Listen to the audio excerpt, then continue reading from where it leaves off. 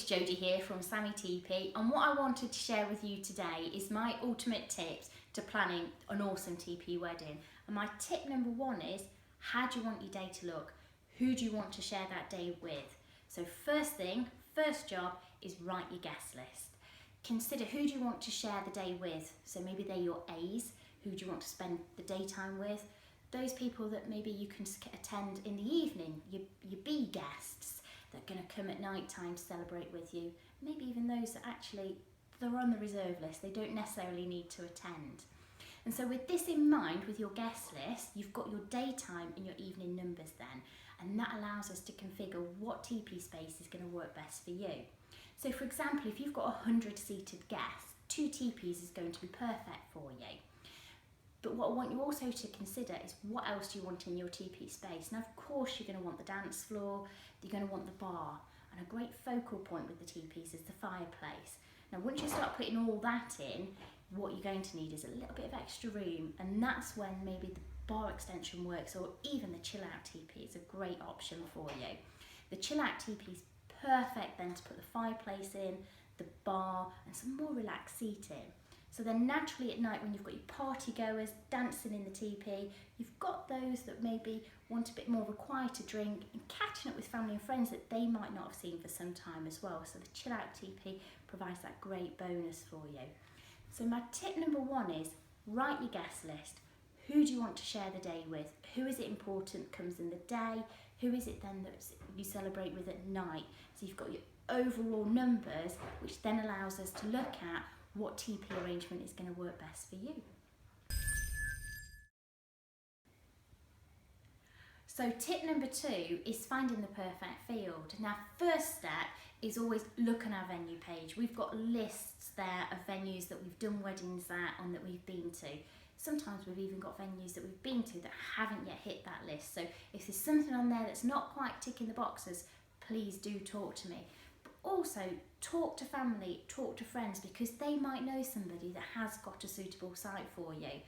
But what is a suitable site? A site that's not got toilets, not got electricity, that's not a problem at all. We can help you with that. We can hire those items in so we can make the field work for you. What we need ultimately is access to the site and obviously a large enough area for the TPs to actually sit on. So there's plenty of options out there for you, from a farmer's field to bed and breakfast to holiday cottages, sports field, sailing club.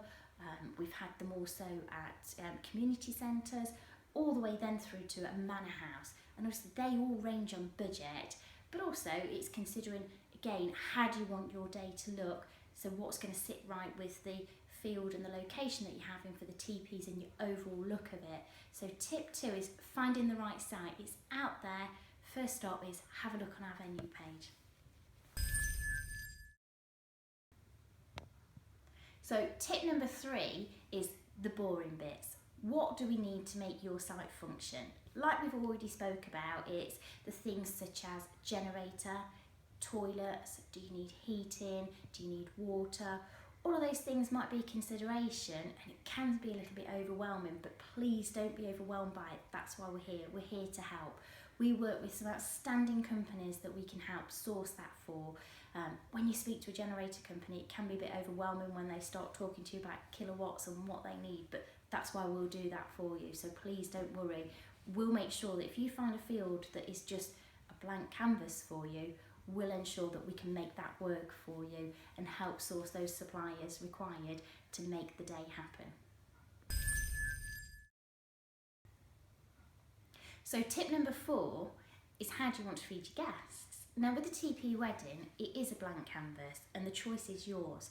If you enjoy, for example, fish and chips on a Friday night, then why not ask your local fish and chip van to pop along and feed your guests? If it's something that you enjoy, such as pizza, a pizza van. If you want a 3-course meal, then you have a 3-course meal. The great thing with a TP wedding is there's absolutely no rules. It's what you want and how you envision your day. A lot of caterers now have adapted to be able to cater for an outdoor wedding. So when you're speaking to them, find out whether they have ever cooked in a field, whether they understand, the elements of cooking in a field and what's involved, and they can service that for you, down to, yes, we provide all the plates, yes, we provide all the crockery and napkins for you. So it's another tick, just something else you don't need to consider or worry about. But ultimately, when it comes to feeding your guests, there's no rules. It really is what you want to do, and that's why it's so perfect having a TP wedding, because it's what you want and what's important to you. So tip number 5 is get creative. Now the TPs provide a perfect blank canvas for you. They're stunning in themselves, with the rustic poles and the twinkly fairy lights create something very magical. It's almost like you've got 2 event space from your day to your night. But ultimately, you're going to want to put your own personal mark on it. So if not already, where I'd suggest to get inspiration from is, of course, Pinterest. Now if you've not popped over there already, hop over and go and have a look at our Pinterest boards. We've got an abundance of boards, lots of ideas for you to be able to pull those together. Once you start pinning, what you're going to start to see is a trend in your boards, a trend in your pins. What is it that you're pinning? Is it more rustic style? Is it more of a festival bride style?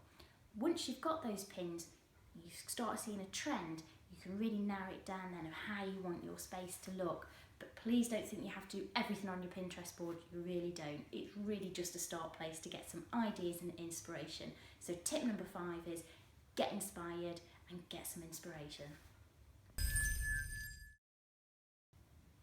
So I hope you've enjoyed my top 5 tips to planning a TP wedding. They really are there just to help get the ball rolling and help start the plans going. But of course, if you've got any questions, just message me and I'll happily get back to you to discuss your wedding plans further. Bye for now.